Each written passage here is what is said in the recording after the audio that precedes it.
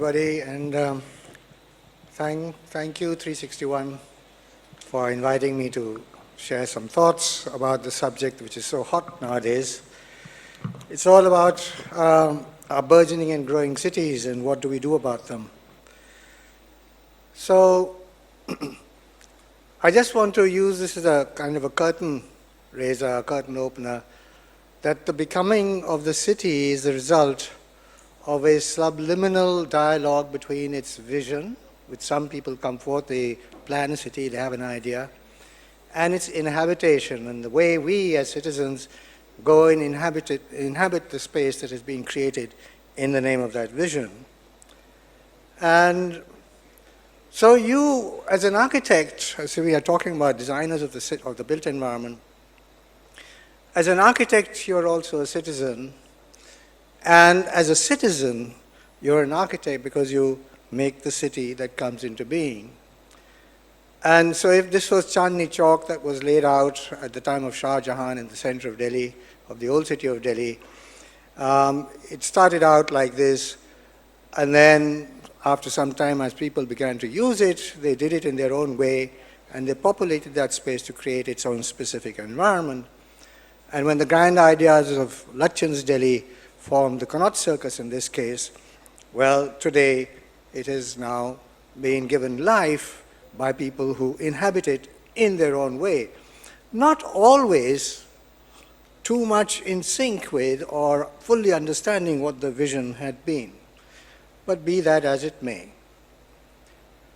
I want to assume that I can hold to these two premises, and if these two premises don't make sense to you, there's no point in my talking to you today.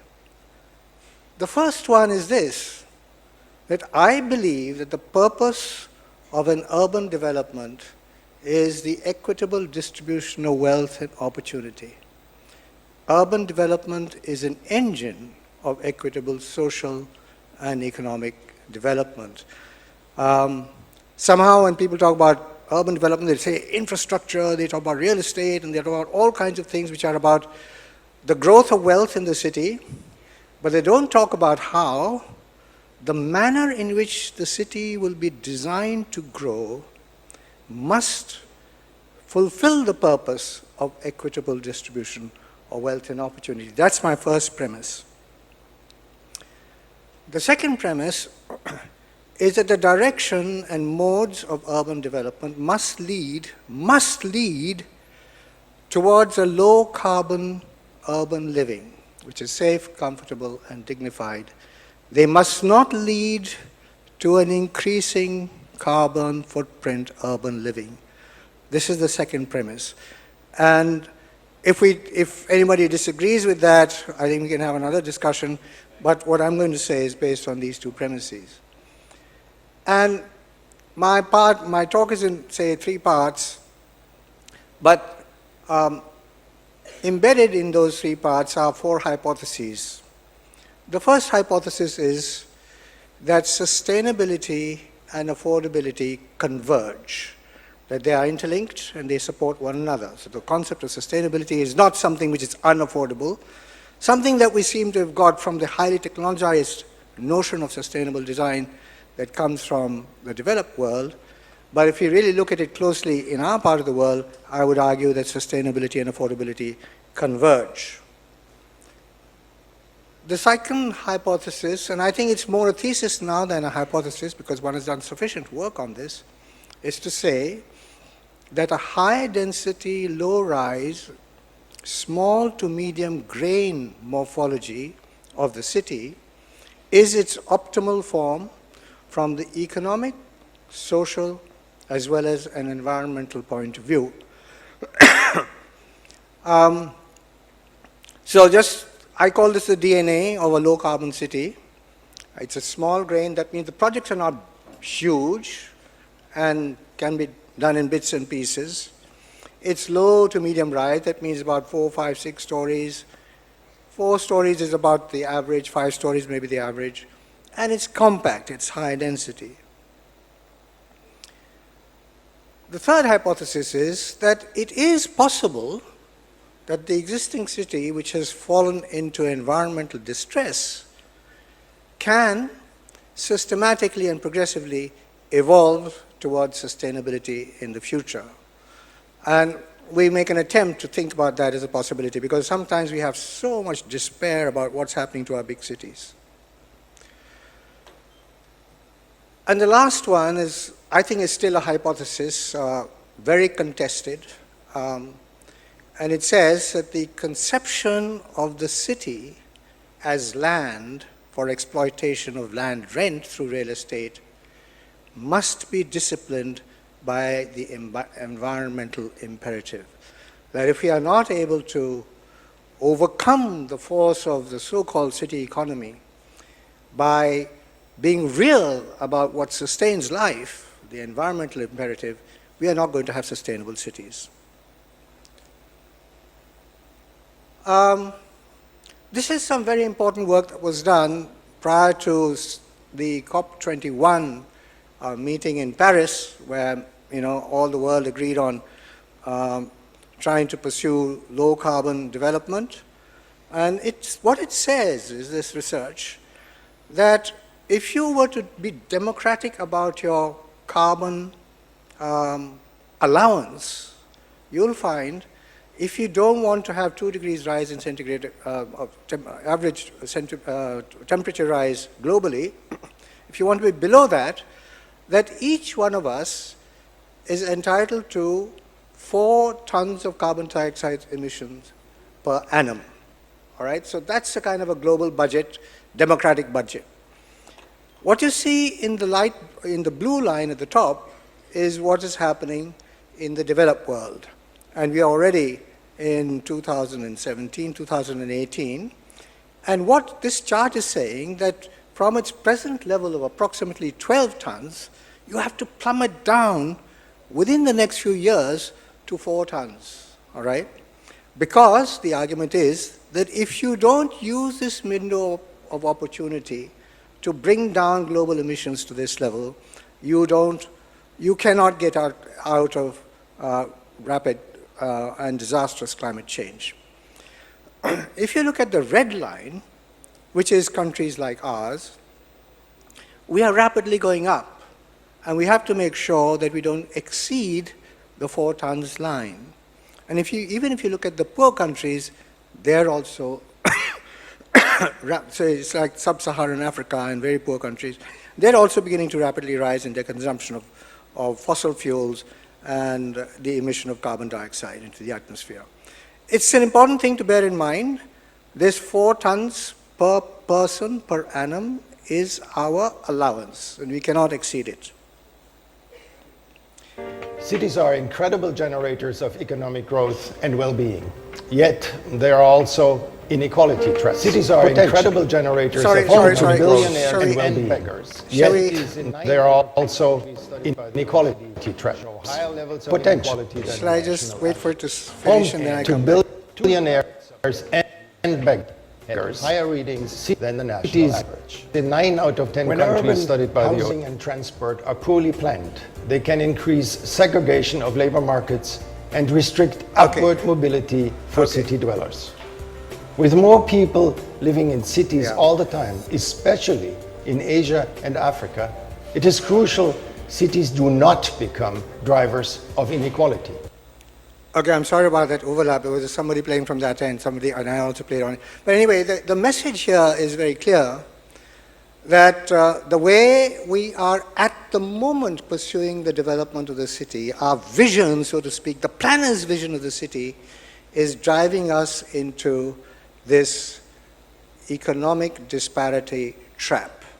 And this is absolutely visible. No matter which part of the country you go, as you see the city is developing, this is what we are seeing. And that is what we have to avoid. Parts of my talk really are some research that we've done recently over the last year or so on looking and evaluating the type of building that is being proposed or that's being built now across the country for what we call affordable housing, sort of low-cost affordable housing. And we did an evaluation of low-rise, middle-rise, and high-rise, and we did a comparative study of that to come up with some conclusions on that. Okay. Yeah, that's working. Okay, fine. Thank you.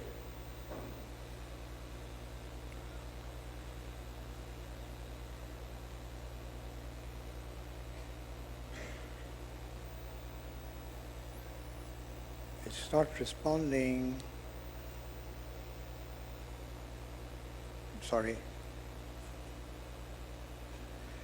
So in this methodology, we looked at low-rise, medium-rise, and high-rise types of building at the building level, at the neighborhood level, and then eventually at the city level. And we used data from built projects, projects that are under construction, hard data, bills of quantities and designs, etc., from in Rajkot city, about 7 or 8 projects we evaluated. So this is not hypothetical, it's actually very detailed calculation. And this is what we find, that if you look at embodied energy in buildings, you'll find that if you are building low-rise, you have, let's say, 223 units of embodied energy in that. And if you go to medium-rise, low-rise is about 4 or 5 stories high. Medium-rise is 7 to 8, and 10 to 12 is high-rise. So when you go from low-rise to high-rise, the embodied energy of construction goes up from, say, 220 odd units to 300 odd units. And so this is a 15 to 20 to 35% rise as you go up. And we find that most of this is ascribed to the consumption of steel in buildings. Why is embodied energy so important for us? Is that if we look at the construction of shelter in the next 2 decades, most of it is not going to have much operational energy demand because it will be simple buildings. Most of them will not be air conditioned. Most of them will also probably not be high rise. But it is the construction of buildings itself, the consumption of materials itself, which is going to take a lot of carbon dioxide emissions. And if you multiply the intensity with this happening across the continent, you'll say that this is an explosion of carbon dioxide emissions only on account of embodied energy of construction. And that is why it's very important to pay attention to this. And as you go high-rise, it rises substantially for the same amount of build space that you might wish to provide. Operational energy also just skyrockets because if you're 3 to 4 stories high, 5 stories high, you may not even have lifts. And as you go high, you have to have lifts and you have to have more pumps. And as you go higher still, you have to have even more lifts and more pumps. And there's a direct correlation between height and the energy consumed in the running of the building. And so there you are. In terms of maintenance, cost comparison is very interesting. Over the life cycle of a building, you'll find that the tall buildings, over its life cycle, is going to be extremely expensive.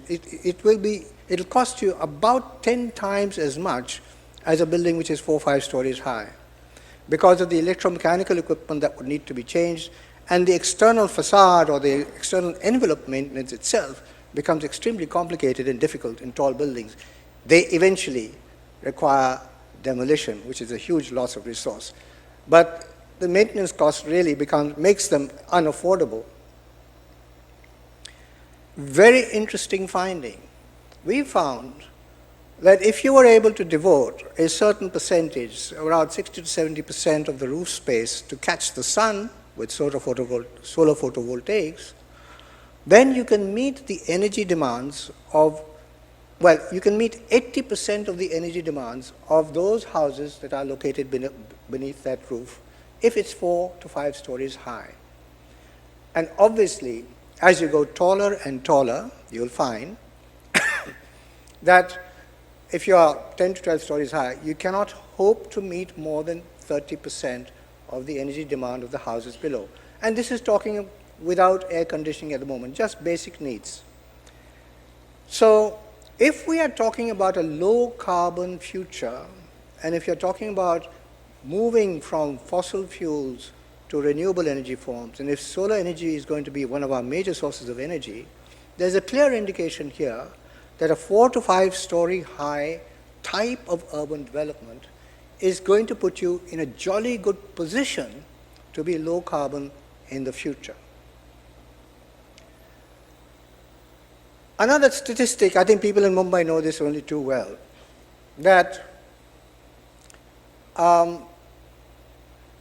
when you have a small house, you may have something like 6 square meters per person, and when you have a house which is 1,000 square feet or 105 or 110 square meters, you will have, say, 23 to 24 square meters per person inside the house.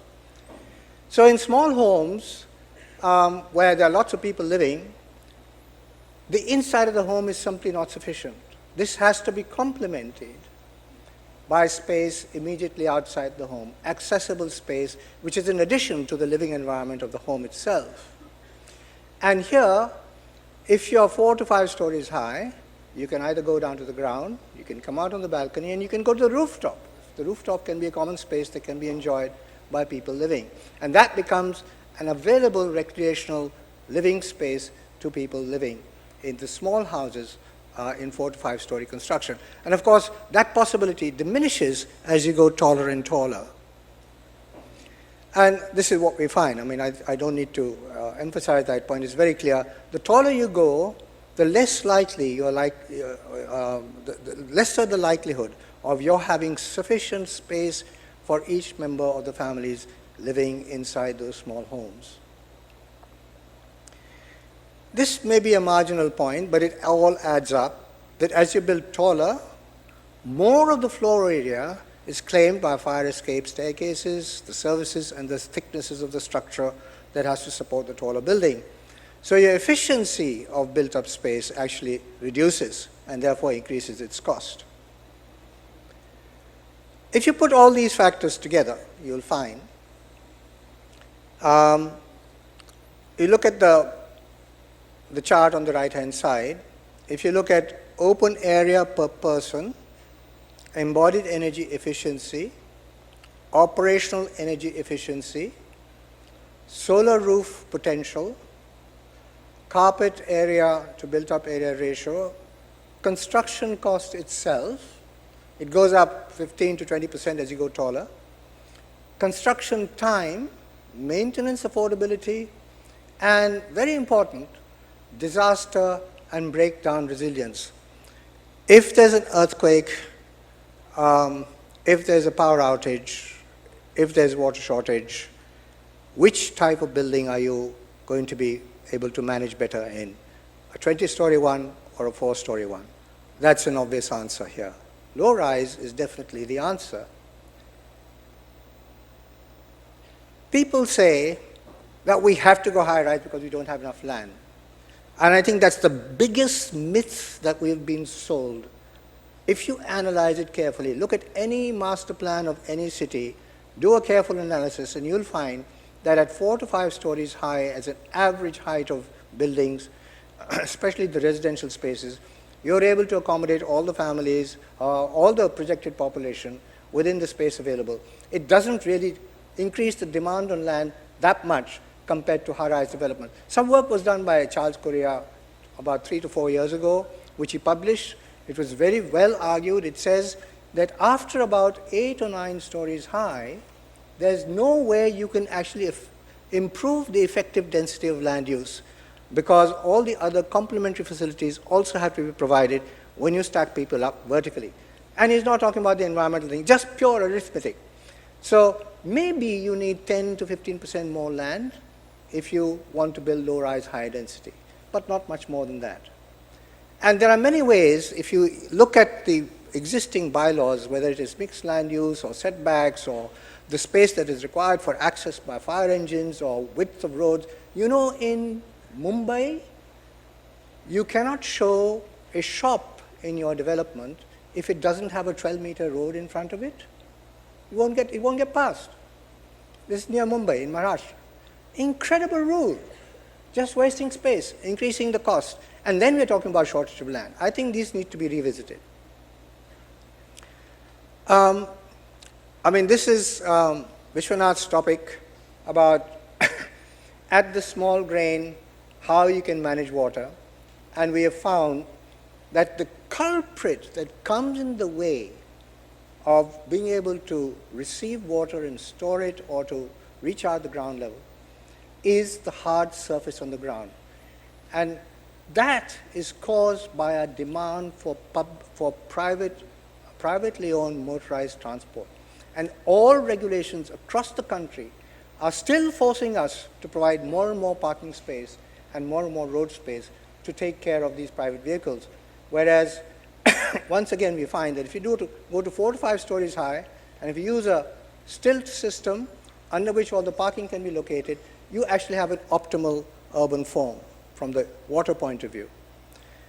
And actually looking at several projects in Rajkot, we discovered that the increase in FSI does not yield proportionate increase in the number of houses, even when the house sizes are about the same, because of the various other interventions of the local regulations and bylaws, and also because buildings have to be separated one from the other if they're very tall by a greater distance. So I just want to point out that it's the land policy that needs to be looked at and not simply jumping onto the bandwagon of high FSI. Well, the person who spoke from the OECD was telling you about transit and location. Housing and transportation are the key to a sustainable city. I think in Gujarat there's a good movement in this direction, and Rajkot master plan actually shows it very well. What we are talking about is locating and reserving land close to the public transport routes inside and on the peripheries of the city for affordable housing, low-cost housing, and it's the land cost that must be controlled and that must be reserved for this housing. And it must be close always to the public transport routes. And not only that, it must be such that the regulations controlling large developments allow permeability for walkability to the public transport routes from whichever part of the city you're in, not more than 5 minutes walk away. And this requires that large developments allow a thoroughfare, a public access thoroughfare across their properties to make this possible. This diagram is a kind of a theoretical summary of, we are looking for a low carbon urban fabric. So you have transportation, which means you must have low carbon mobility on one side, means less privatized vehicle, more walkability, cyclability, and public transport on the one side. That may reduce the amount of hard surface that you have. When you reduce that, you get to low urban heat island effect. And when you come down to the urban form, if you're building relatively low rise, you'll find that you'll have better solar access. You'll find that you'll have low carbon construction, and you have low energy in the running of buildings. And you will also get a distribution of soft ground and green cover in the fabric of the building, in the fabric of the city at the small scale. And if you were to look at this carefully, you'll find that this is a good tool for you to be able to measure and analyze the potential of low carbon urban fabrics. So what's the DNA? I say it is low rise, high density. You can get up to 400 or even 500 dwelling units per hectare. You can get a very good ratio of open space per person I think it's per person, not per dwelling unit, of around 15 square meters per person. Construction cost is very reasonable. You have 80% solar potential. And in the case of Gujarat, we said over the next 10 years, you will save a huge amount of carbon dioxide emissions compared to the high-rise format into which they are gradually moving. And of course, there's quick construction time. And this pattern of small grain development, where many participants can participate in the making of the city, is one of the best opportunities for the distribution of wealth in the making of the city itself. But this is what is happening to our world. People are just saying, the administrators are saying, land is short, FSI must go up. But this is just to point out that this is what is going on. And it is actually counterproductive. I won't go into that discussion right now, but let that stand as a statement. And this is an interesting piece of research that's been done, put together here, which tells you that if you were to look at that 4 tons, that's a national, that's at the national level, including all industry, infrastructure, as well as building in cities, that your per capita allowance is 4 tons of carbon dioxide emissions. But if you look at that 4 tons idea, your city has to be even less than that, okay? But here we are looking at how some of the cities that we really admire, whether it's Hong Kong or Shanghai, are so far London. Paris is not doing too badly, but it has to come down. Barcelona is getting close to what we want, okay? Now, there's a model that we might want to look at, but we certainly don't want to look at Hong Kong and Shanghai.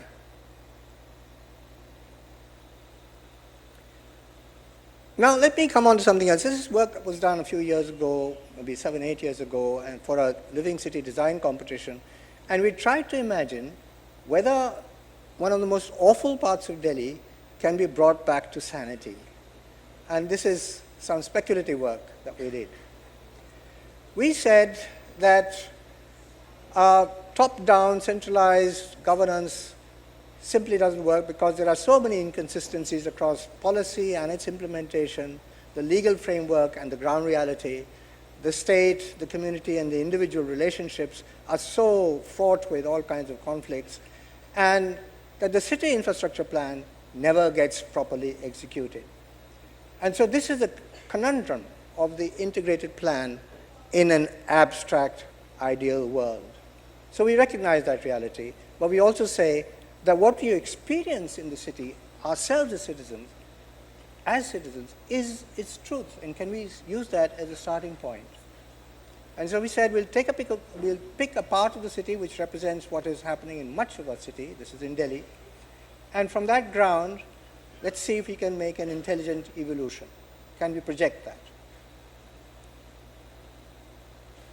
As designers, as urban designers, as planners, what can be our role in such a situation?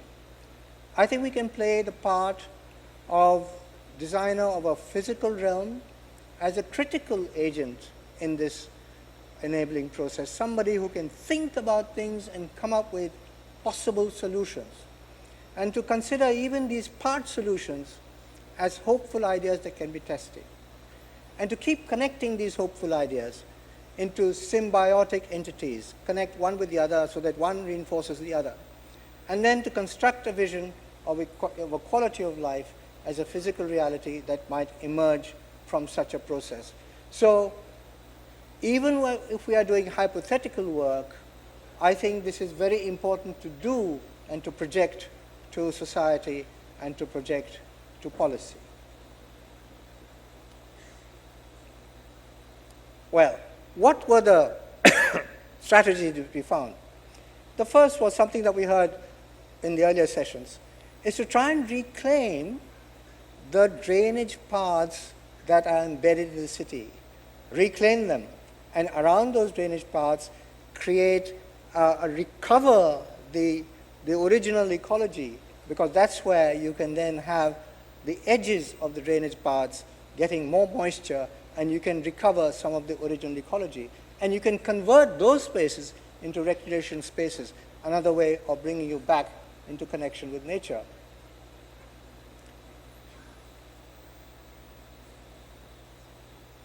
Go back. To reinforce that idea, we looked at mobility in this transect of the city. And we found that if you don't give up any of the conveniences of mobility, connecting to the main public transport systems that connects you to different parts of the city, having paratransport available within the fabric of the city, making bus loops to places like the hospital and to the school and to the big market, etc., you could, whatever is now shown as orange here, could be given up from the motor car and from the hard road surface to a soft pavement. That's what could be done. And you could recover a huge amount of land this way, as soft land within the city, and actually reduce the pollution within it. And this is just, as you go up the hierarchy of the water drainage paths, you come to a place where the drainage channels converge, and then there's a big sort of seasonal drain at the moment, which can then grow a park around it, and that park can actually become a symbolic ground for people to come together for great festivities. So you change from the image on the right-hand side bottom to something on the left-hand side, which becomes a recreational zone. And then when it all meets, it becomes a public park. And it follows the logic of the way the water flows across the surface of the earth. You can expand that idea across the city, and you can see that you can regain much more greenery and soft ground and regenerate its water structures and its underground water structures and the availability of water substantially if you follow this policy part by part in the city progressively. This is the market space which is at the moment completely covered with motor cars, parked everywhere and honking everywhere, nowhere you can walk. This is completely recovered in this structure, in this system. In fact, you can actually have some agriculture in the space between the two sides of the market street. And you can then raise these solar photovoltaic trees in the middle of it. Return the space of the city back to its citizen.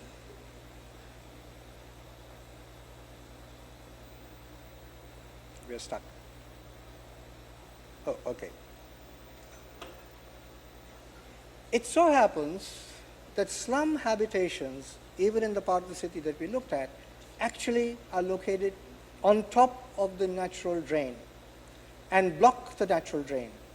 It's very clear, to re-establish the flow of the natural drainage channels, to recover the ecology of that part of the city, these people would need to be relocated, but there's space available for them to be relocated nearby. Actually, if you circle the edge of a very large park, at the moment it's reserved as a green space, with, say, 4, 5, 6 stories high buildings, following a kind of a chawl typology, you can accommodate all those people who are at the moment living on top of the drain. And we went and talked to them. And they're perfectly happy if they can get a good place in exchange at the same location. And then if you follow that principle of relocating people who are actually in the way of the environmental infrastructure of the city in locations within, close to where they are living at the moment, because that's their economic advantage, then you get a different structure of the division of space within the city, a much more equitable city. But this has to be driven by, I would say, by politics, by the political economy of the city and the planning systems. I think it's a repeat of the same picture. Let's just move on. We did some calculations moving from the individual building to a group of buildings to the neighborhood. And we worked out that you could manage with only 35 kiloliters, 35 liters per person per day as fresh water demand, if you managed your present source of water carefully, allowing between 80 and 90 liters per person per day. That we thought was a workable number, and this is actually at the moment in Delhi. If you were to multiply, or if you were to divide the amount of water supplied by the Delhi Jal Board by the population of the city, you'll discover that they're actually supplying only 70 liters per person. Okay? So we are saying 80 to 90, and we still feel that if you manage your water carefully, you can, Vishwanath has told us how to do that, you can manage, you need very little more water as fresh water supply. And here's one of the ways of doing it. All the parks actually become amphitheaters where water can be allowed to percolate into the ground, and in heavy rains, the surface runoff can be taken into underground storage tanks. And this then gets, and as you can see in this, the road that is at the moment completely taken over by cars has now been pedestrianized, and it is possible for people to just walk across into the garden from their homes.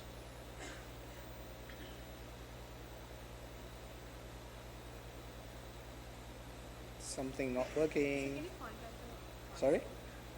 So on the left side. That way? Oh, that's right. Oh, sorry. Looking at the wrong one. And in the urban village too, there is a potential for being able to do this. In the small chalks that are still left, you can build water tanks and you can still collect the water. And open spaces are places where you can put up these umbrellas to catch the sun and produce electricity, and that's sufficient for you to have nighttime events in the evening. So recreation and all of that begin to overlap in a city like this. And of course, then you can expand the same idea across the city of Delhi.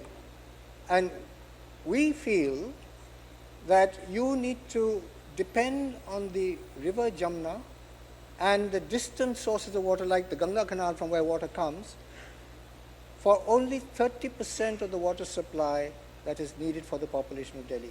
The rest of it can be managed within the city of Delhi. And the idea of solar photovoltaics. Streets, edges of parks, school grounds, rooftops. Some energy generated from biomass. Put it all together and you discover that once again you are not quite free of the grid, but you are meeting about 60 to 70% of your energy demand in a neighborhood like this one, if you integrate all these systems. This was also an important aspect of what we thought about. Every city will constantly regenerate. Things will be taken down and be rebuilt, they'll be refurbished, or uses will change. And so, within each zone of the city, there should be recycling centers. Again, we select the sites where they can be located for processing building debris, recyclable material, and these become trading posts and manufacturing posts, which then try to convert the economy of the city, of the construction of the city, into a circular economy, so that less and less material has to come from outside the city to meet its growing and changing needs. Yeah. And so we hope that if we were to give ourselves, say, 20 years, what is at the bottom, as the transect we saw, can evolve into what we see at the top, with a perennial watercourse, a clean water body, a local ecology which has established itself, and plenty of shared public open spaces. We thought we'll test this idea with people. First, to start with the idea of mobility. And we started an experiment of redesigning. Can you play this? There's a video, can you play this? Yeah. Working with the community, redesigning their streets, working according to their priorities, sharing all the ideas and building upon their ideas, and then coming up with a design which is accepted by the development authority with the municipality. They even pass a budget for it, and the community is really, really excited. Okay? But eventually, there were 3 people who managed to stop the whole process. The strongest man was the junior engineer of the municipality, who simply said, "Sir, ye to ho hi nahi sakta." And he put as many roadblocks in the whole process as possible, raising the bogey of people having encroached on public streets and not being willing to give up. In fact, they've all given their written approvals that they withdraw their encroachments so that the street could be properly designed. The second person was the politician. The politician was so scared of upsetting people. Even though everybody had said that they want this change, he said, "Sorry, I don't think I can take this risk. We'll talk about it, we'll think about it another time." The third person, surprisingly enough, was the shopkeeper. The shopkeeper felt that it was cars that brought business to him, not people. And he lives in this fantastic mythical world of cars, people coming in large numbers in cars from all over the city to his shop, and he can't believe that it is possible for him to survive if the cars were not present or even if they were disciplined in some sort of a way. He just felt that that's not going to work. And three of them together actually put a stop to this project. So I think we have a big cultural challenge over here, something that I think Prem alluded to when we talk about the natural environment, what we think of as nature and what we think of as convenience, I think is a cultural hump that we have to get over.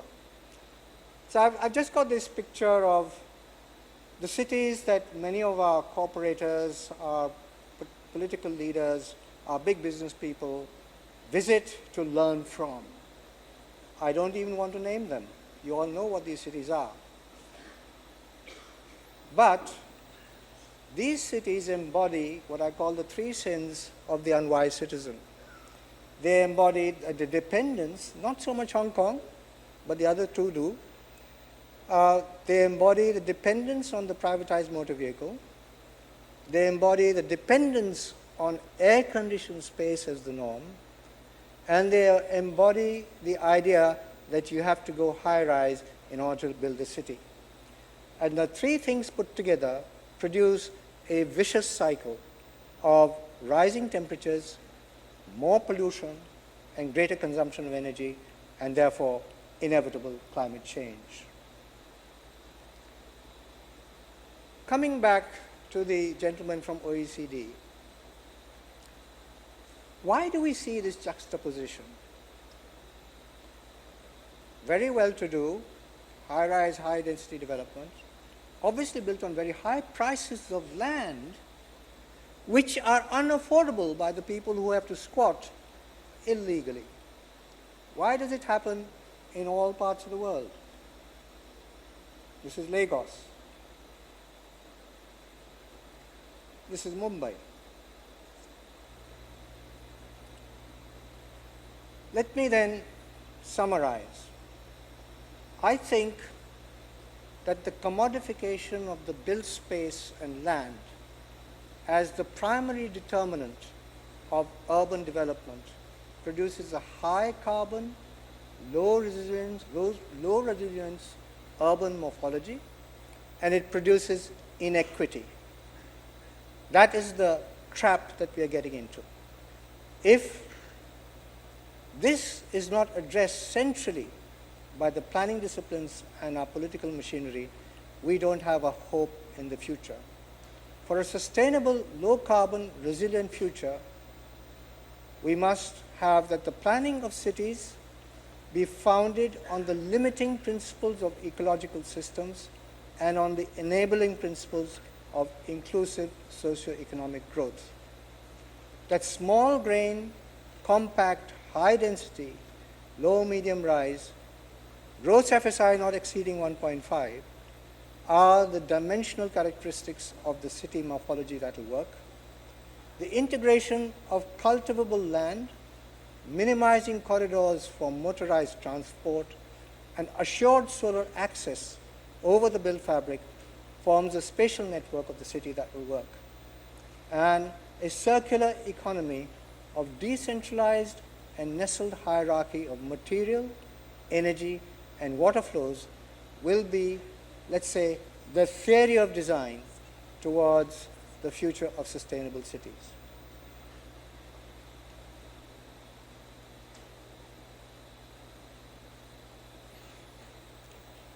It's just a parting thought. I hope you don't mind me going back to Hindi for a little while.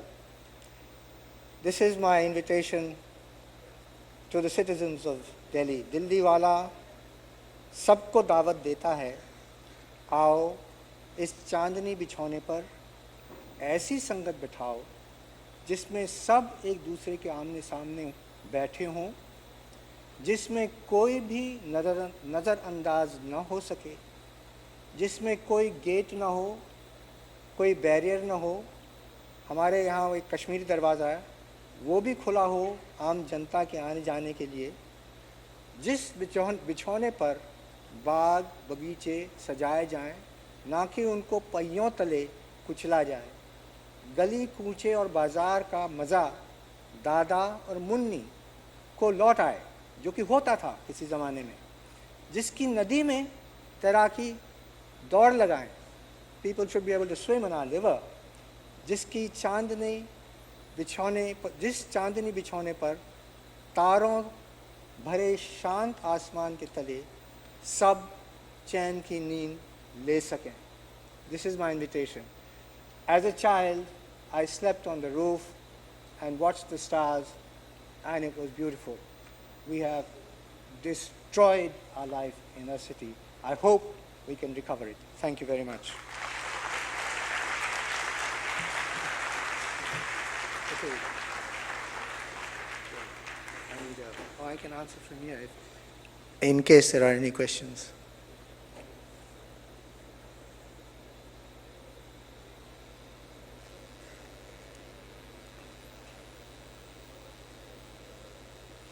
Okay, thank you very much. Oh, you have a question?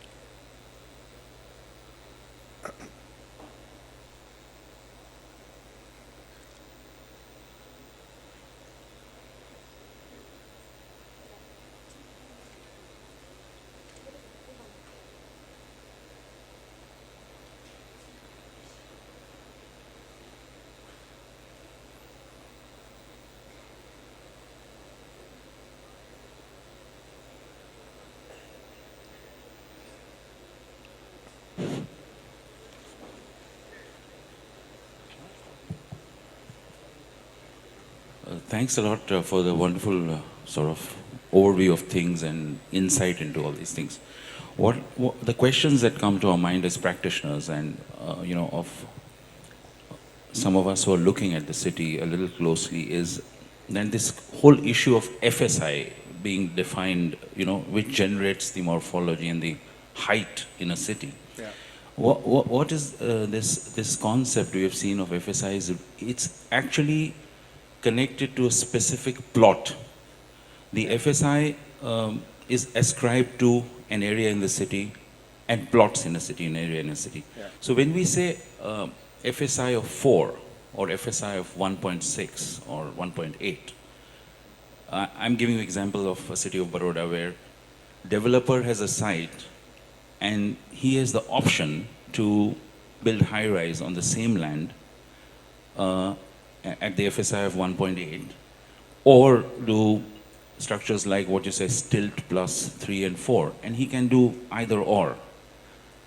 The land used will be the same. So this argument that we have to go high-rise because land is somehow we occupy lesser land and therefore the land spread and ownership of plot is the same. It's a choice of how you want to build on that based on the market forces. That is what we have observed, because we worked on projects on similar size land. FSI is the same. You go for a solution which is either high-rise or you go for mid-rise with stilts in it. So it actually doesn't, high-rise doesn't stop occupying less land of the city. If we think that by going high-rise we want to reduce the sprawl of the city, the horizontal extent, that's not happening. Because somewhere I think we've totally muddled up this FSI business because we have connected to the idea of a size of a plot, which is a problem, I think. I don't know if you face that issue. The second thing is when we come to a kind of arrive at a idea that, yes, a low-carbon city is a low-rise, mid-rise kind of solution. But then how do we create the variety in the city? Because the variety is a very important, diversity is an important element of city. Otherwise, the city will become this homogeneous, right solution city where you have just these mid-rise buildings, because that is the right way to build. But you do aspire for a city with this multiple sense of a city, whether it is the Nariman Point city or the Ballard Estate city, or all that adds up to the experience of the city. So the high-rise, I think, though we prove that it is not the right thing, it is needed in some cases. And that's where the master planning needs to be more dynamic, rather than just FSI related. These are some of the observations I have as a practitioner also. And the other thing is we have researched a bit in cities, like, most of the Indian cities, medieval cities, if you go and find out what the old cities' FSIs are, they are all in the range of 2.5 to 4.5. Yeah. And they are great spaces, streets and open spaces. Yeah. So the FSIs are high, pretty high there. Yeah, I think you said it all. I mean, I don't know. I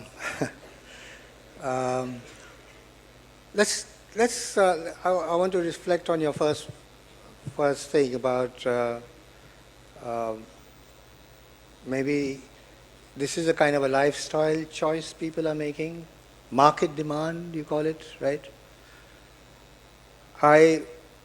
There was a similar conference in Delhi about 6 months ago when we had a discussion between, I was there, there were two people who are architects, of very high-end developers, and there were other people who are from policy and so on. So we were having an exchange of ideas, and this is what came out from the architects, right? I don't work for high-end developers. I do affordable housing projects, okay?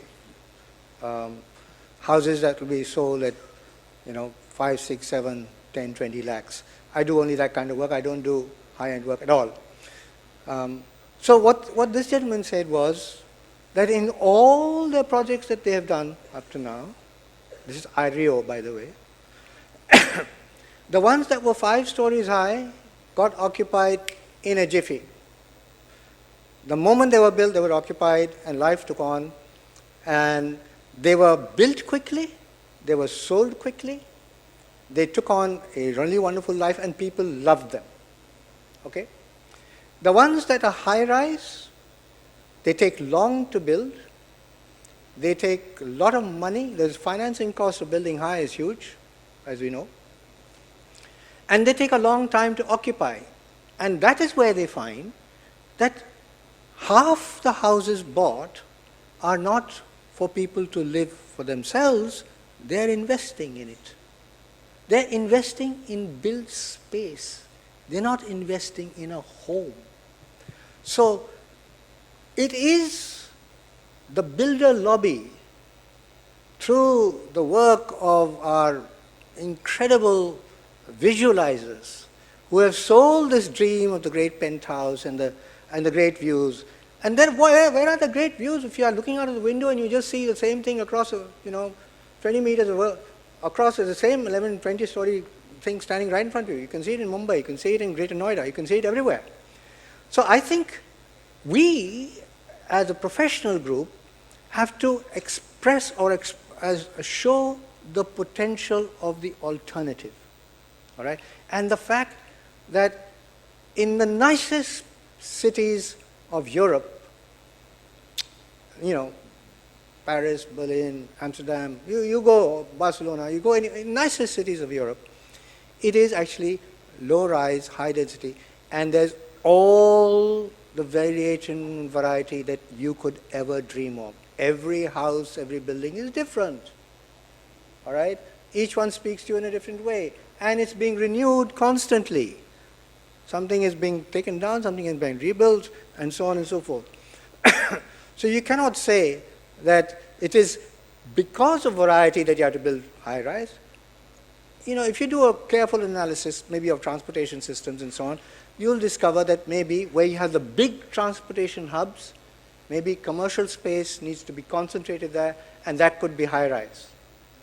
But I'm talking about the needs of 65% of our urban populations. How to make life affordable, decent, dignified for that 65%? That's the real question. It doesn't matter. The rest, top 15% can, they can live wherever they want, high-rise, low-rise, doesn't matter. It's the 65% that needs an answer. And that is where this FSI story is taking us in the wrong direction. Yeah.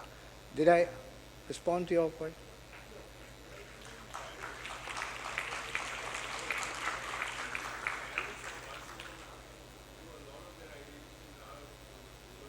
Yeah.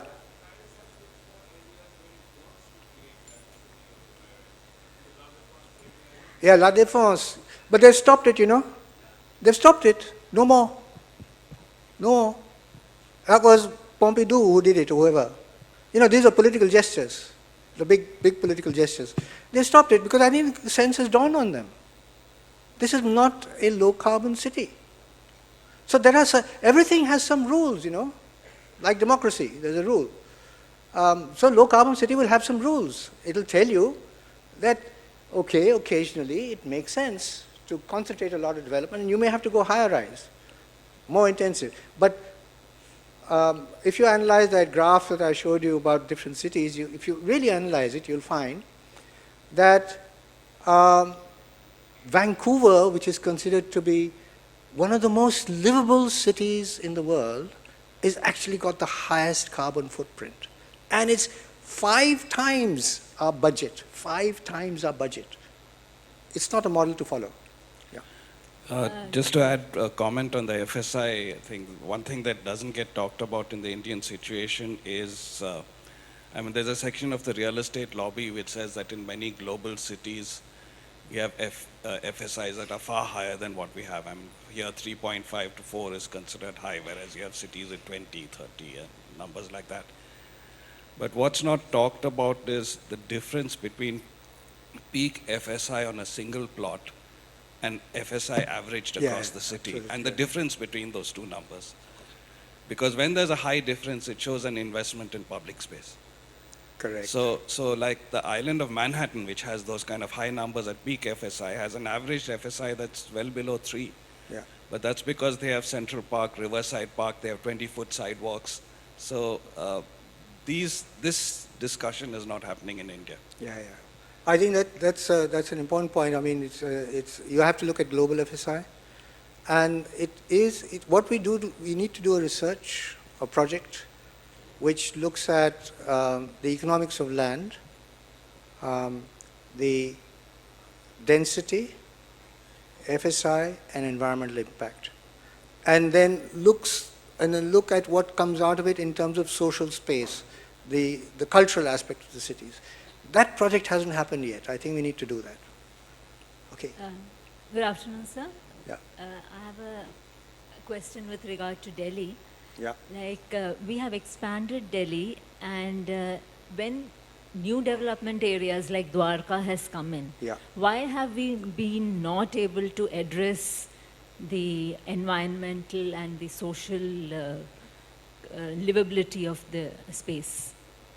Like, for example, in Dwarka, it was a totally virgin land. Yes. Why do we still have waterways over there which are contaminated with sewage and things like that?